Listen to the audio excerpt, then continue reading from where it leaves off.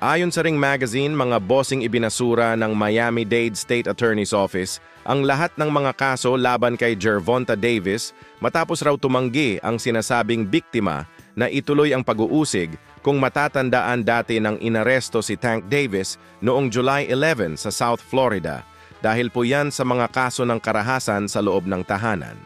So dahil wala ng kaso ngayon si Tank Davis mga boss, malamang magbabalik action na ito sa lona, baka siya ang mapili na susunod na makakalaban ni Pacquiao. Samantala ibinalita naman ng manager-promoter ni Naoya Inoue na si Hideyuki Ohashi Anya, sold out na raw ang ticket sa Inoue versus Akhmadaliev na gaganapin sa Nagoya IG Arena, Japan sa September 14.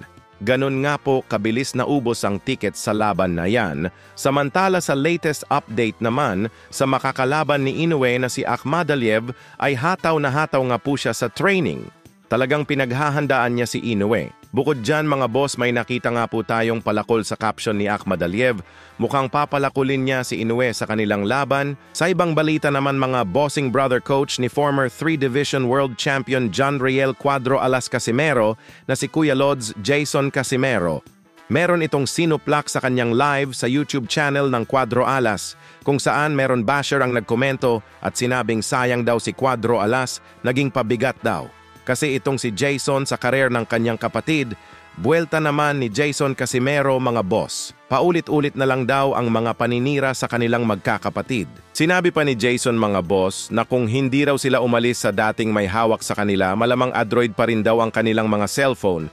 Pero dahil umalis sila, nag-improve daw ang takbo ng kanilang pamumuhay, sabay pinakita dyan ni Jason Casimero ang kanyang pinapagawang malaking bahay. Birada pa ni Jason. Hindi daw sila makapagpagawa ng ganyan kalaki kung nananatili sila sa dati nilang amo. Dagdag birada pa dyan ni Jason Casimero. 4 na taon na daw silang sinisiraan.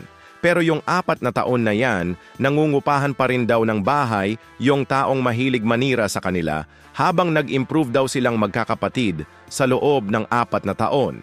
So, ang ibig sabihin dyan ni Jason Casimero mga boss, marami silang naipondar sa 4 na taon, maaari niyong mapanood ang buong storya sa YouTube channel ng Cuadro Alas. It's my boy. Samantala, isingit kulang po itong kaibigan natin mga bossing na si Julian Eynard Navarro.